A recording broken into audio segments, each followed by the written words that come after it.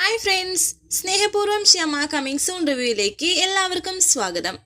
രാധിക എവിടെയാണെന്നറിയാതെ സങ്കടപ്പെട്ടിരിക്കുകയാണ് വരുൺ. വിഷമിച്ചിരിക്കുന്ന വരുണിന്റെ അരികിലേക്ക് മുത്തശ്ശി വരുന്നുണ്ട്. എന്തായാലും വരുൺ ഒരു തീരുമാനം എടുത്തിരിക്കുകയാണ്. ഇനിയും ഇവിടെ ഇങ്ങനെ ഇരുന്നിട്ട് ഒരു കാര്യമില്ല. രാധികയെ അന്വേഷിച്ചിറങ്ങുക തന്നെ വേണം. അതിന് വരുൺ ആദ്യം പോകുന്നത് ആറ്റുവാശ്ശേരിയിലേക്കാണ്.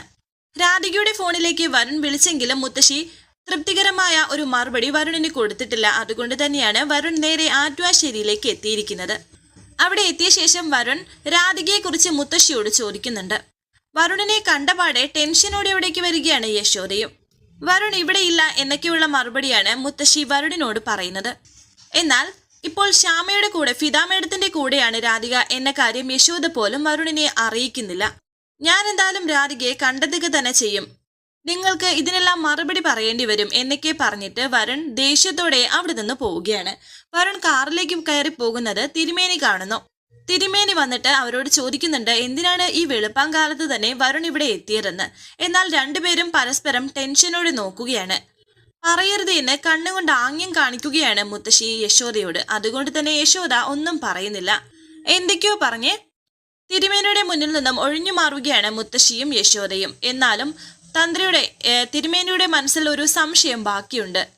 തുടർന്ന് മുത്തശ്ശി പ്രിയങ്കയെ അറിയിക്കുന്നുണ്ട് എത്രയും പെട്ടെന്ന് ആ താലി അവിടെ നിന്ന് മാറ്റണമെന്ന്. അതുകൊണ്ട് തന്നെ ആരും കാണാതെ പ്രിയങ്ക താലി ബാഗിലേക്ക് ഇടുന്നു. എന്നാൽ ആ താലി താഴേക്ക് വീഴുന്നത് പ്രിയങ്ക അറിയുന്നില്ല. ശേഷം കാണിക്കുന്നത് മ്യൂസിക് സ്കൂളിലേക്ക് ചെന്നിരിക്കുകയാണ് വരുൺ. അവിടെ ചെന്ന് അമൃതയോട് രാധിക എവിടെയെന്ന് ചോദിക്കുന്നു. എന്നാൽ രാധിക എവിടെയാണെന്ന് അമൃത പോലും വരുണിനോട് പറയുന്നില്ല. പിന്നീട് കാണിക്കുന്നത് രാവിലെ ആയപ്പോൾ കുളിച്ച് പൂജാമുറിയിൽ വന്ന് കണ്ണനോട് പ്രാർത്ഥിക്കുകയാണ് ശ്യാമ. ഇനി ഒരിക്കലും തന്റെ മകളെ തനിക്ക് നഷ്ടപ്പെടരുത്. ഐശ്വര്യയുടെ മുന്നിൽ നിന്നും എങ്ങനെയെങ്കിലും ഐശ്വര്യയുടെ കയ്യിൽപ്പെടാതെ എങ്ങനെയെങ്കിലും എന്റെ കുഞ്ഞിനെ രക്ഷിക്കണം എന്നൊക്കെ പ്രാർത്ഥിക്കുകയാണ് ശ്യാമ. ഐശ്വര്യക്ക് ചെറുതായിട്ട് മനോനില തെറ്റിയതായിട്ട് ഇവർക്ക് അറിയത്തുമില്ല. ഇന്നലെ രാത്രി ശ്യാമയും രാധികയും കൂടി പുഴയോരത്തുള്ള ആ വീട്ടിലേക്ക് വന്നപ്പോൾ തന്നെ അവിടുത്തെ ആ ജോലിക്കാരിയും കാര്യസ്ഥനും രാധികയെ കണ്ട് ഞെട്ടി നിൽക്കുകയായിരുന്നു. കാരണം ശ്യാമയ്ക്കും രാധികയ്ക്കും ഒരേ മുഖച്ഛായ. അതുകൊണ്ട് തന്നെയാണ് അവരുടെ ആ ഒരു ഞെട്ടൽ. പിന്നീട് കാണിക്കുന്നത് രാവിലെ ആയപ്പോൾ രാധികയ്ക്ക് മറ്റു വസ്ത്രങ്ങളൊന്നും കൊണ്ടുവരാത്തത് കൊണ്ട് തന്നെ ശ്യാമയുടെ ചില സാരികൾ രാധികയെ ഉടുപ്പിക്കുകയാണ് ശ്യാമ രാധികയ്ക്ക് സാരി ഉടുത്തു കൊടുക്കുമ്പോൾ വളരെ സന്തോഷത്തോടെ ശ്യാമയെ നോക്കി നിൽക്കുകയാണ് രാധിക. ഇതെല്ലാം കണ്ട് ഒന്ന് പുഞ്ചിരിച്ചു നിൽക്കുകയാണ് ആ ജോലിക്കാരിയും.